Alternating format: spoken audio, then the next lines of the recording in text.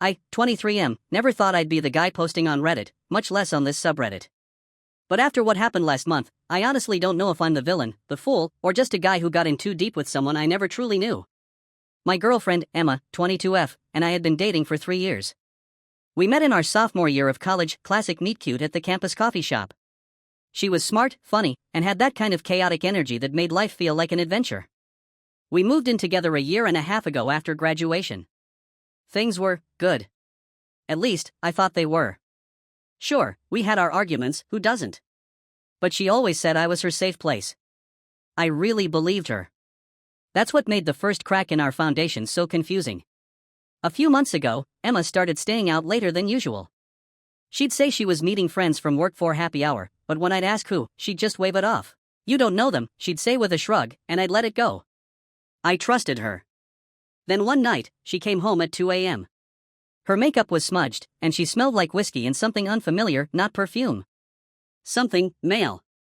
I asked if she was okay, and she snapped. You're not my dad. Chill. Then she stormed off to the bedroom. I started noticing more things. She'd hide her phone when texting. She changed her passcode. She suddenly had weekend work retreats. I brushed it off for weeks, telling myself I was just being paranoid. Until one night, I saw a text pop up on her Apple Watch while she was in the shower. Can't stop thinking about last night. Face blowing a kiss. My heart dropped. The sender's name? Just Jay. That night, I didn't sleep. I started digging. And what I found didn't just break me, it made me question everything. Emma always kept a second email for work stuff, or so she said. She logged into it on our shared laptop once, months ago, and Chrome had saved the login. That's where I started.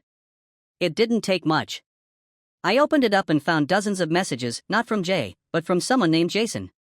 The tone was unmistakable, flirty, intimate, familiar.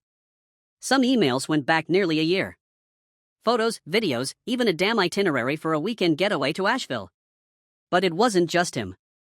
There were messages from 2 other names too, Alex and Ben. Both recent. Both clearly not just friends. I sat there, in the dark of our apartment, reading through months of betrayal. It wasn't one drunken mistake or a one-time lapse in judgment. It was deliberate. Repeated. Covered up with skill. She wasn't just cheating, she was living another life. I confronted her the next morning. Calmly, stupidly, I asked, "Who's Jason?" She froze. Then gave me the most practiced, hollow expression I've ever seen. You went through my email? She didn't deny it. She didn't even look sorry. Just angry that I found out. That's when the gaslighting started.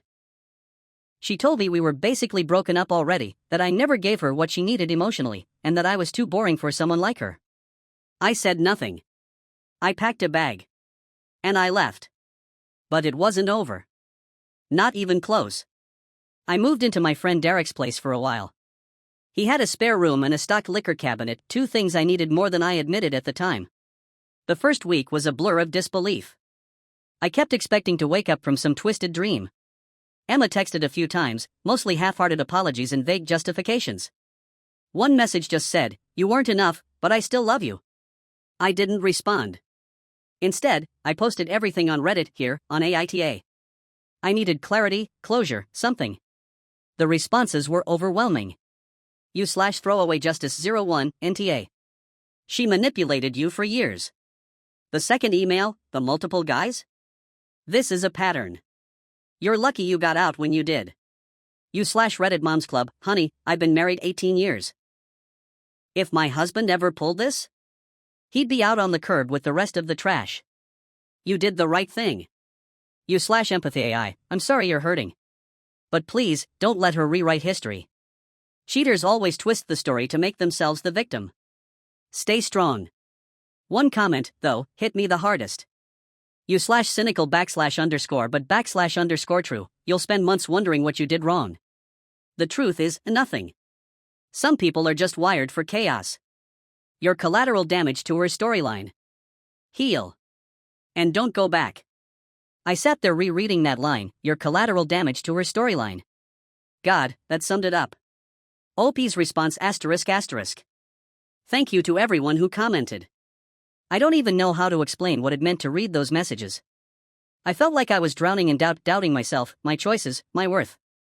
But hearing from strangers that I wasn't crazy, that I wasn't weak for trusting her, it helped. I still see her sometimes, around town. She acts like we're strangers. Maybe that's for the best. But I'm done being collateral. I'm writing my own damn story now. 6 months later. I got promoted at work. Took a solo trip to Japan.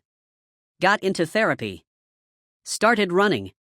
I even reconnected with an old college friend, Anna, who, weirdly enough, always had a thing for me back then. We're taking it slow, but it's the healthiest relationship I've ever been in. I've never felt more like myself. Then, 2 weeks ago, Emma messaged me out of the blue. I saw your photo in that magazine feature. You look good. I miss you. Can we talk? Apparently, the company I work for was profiled in a local publication and I was quoted and pictured. I didn't even think she'd see it. But she did. She wanted to meet for coffee. Said she had things to say. I agreed, not because I wanted her back, but because I wanted closure on my terms. We met at the same coffee shop where we first met. Full circle. She looked different. Tired. Like someone who had lost a war she started herself. She told me she regretted everything. That none of those guys meant anything. That she was confused and lonely and angry at the world. I listened. I nodded. And then I told her the truth. You didn't break me. You broke the version of me that was willing to accept crumbs. And I'm grateful for that. She didn't cry. But her eyes were wet. I paid for her drink. Wished her well. And walked out. Final update ***. To everyone who followed this, thank you. I'm not posting for validation anymore. I just hope this helps the next person who feels like their whole world is burning down. Sometimes the fire is what clears the path forward. I'm not asking if I'm the asshole anymore. I'm just making damn sure I never become one.